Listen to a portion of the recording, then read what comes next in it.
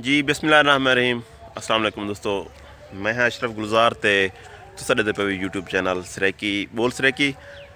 दोस्तों क्या हाल चाल खैर खरीत नालो ठीक हो बिल्कुल। अल्लाह तो को हिफ्ज़ व अमान च रखे। तो दोस्तों ढेर सारे डिवारा थी गए मैं अपने यूट्यूब के उत्ते अपने विलाग को नहीं दिते नवे विलाग को नहीं बनाए। वैसे फनी क्लिप बने रहे वेंदे देंदे रहे वेंदे मीर बादशाह को तो बहुत ज़्यादा यूट्यूब ते घेना है तो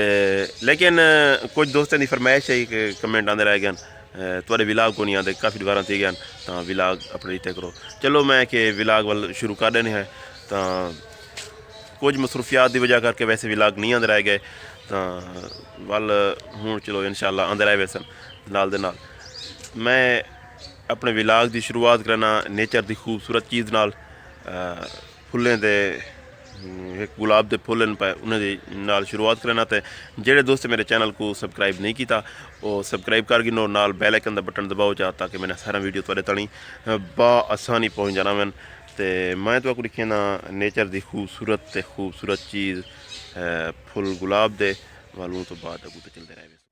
माशाल्लाह बहुत ही खूबसूरत हैं पे फुल। सुबह सुबह मैं रोज़ाना आके देखता तो एक अली दे किते भी लाजमी फुल पट के वजना होंदे जो अली खुश थी वेंदे वा तबू फुल पट है।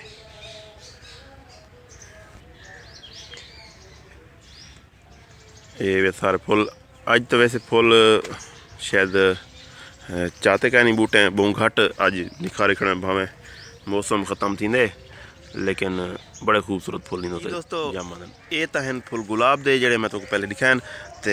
हूँ मैं तो जेडे फुल लिखे पिया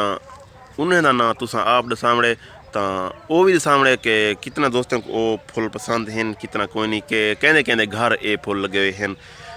तकरीबन हर घर दे ये बूटी लगी हुई होंगी है उन्हें खूबसूरत फुल होंगे तो खूबसूरती नाल तकरीबन दीवारा में सज्जा खड़िया हो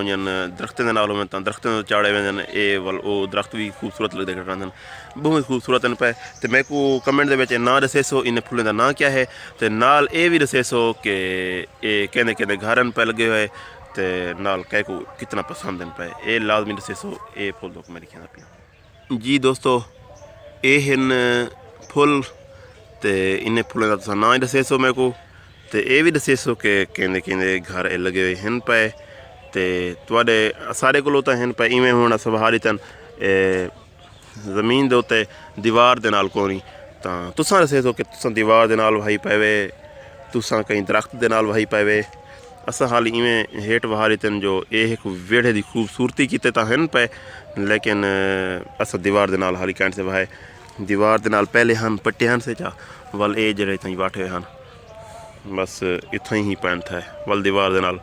वह सही। तो मैं नाल थी के दिखावा इन्हें पत्ता की हो जाओ ये इन्हें पत्ता आया ये मैं कमेंट के लाजमी दसे सो कि कितना दोस्तों को ये फुल पसंद हैं तो कितना दोस्तों को ये क्या नहीं पसंद। तो गुलाब के फुल तो इंदे फुलों के दरमियान कंपेरिजन करने जो केड़े तो पसंद हैं पे लेकिन पता होवे जो इन्हें फुलों की खुशबू कै नहीं होती गुलाब के फुल की खुशबू हद तो ज़्यादा अच्छी होती है लेकिन इन्हें फुलों की खुशबू कै नहीं होती। ये हूँ तुसा दसे सो कि तुआको केड़े फुल पसंद हैं खूबसूरत डूहे हैं बराबर दे हैं मेरे को तो डूहे खूबसूरत हैं पे मेरे नज़रें क्यों जो मेरे को हैं जो डूहे तो मेरे को ये भी पसंद हैं तो वो भी पसंद हैं। खूबसूरती इन्हें दी बहुत अच्छी है भाई उन्हें दी भी खूबसूरती होती है लेकिन उन्हें दी खुशबू सूंघते हैं तो इन्हें दी खूबसूरती देते रहे हैं। मेरे ख्याल अज दे विलाग दी इत्थै ही एंड करने हैं तो जेडे दोस्त मेरे चैनल को सबसक्राइब क्या नहीं की वे वो लाजमी मेरे चैनल को सबसक्राइब करो चाह बैल आइकन का बटन भी लाजमी दबाओ चाह तो जेडे दोस्त सबसक्राइब की वन वो लाइक शेयर करे सन कमेंट करे सन लाजमी तो सपोर्ट भी करनी है लाजमी। बहुत बहुत शुक्रिया सारे दोस्तों का शुक्रिया बहुत बहुत शुक्रिया जी खुदा हाफिज़।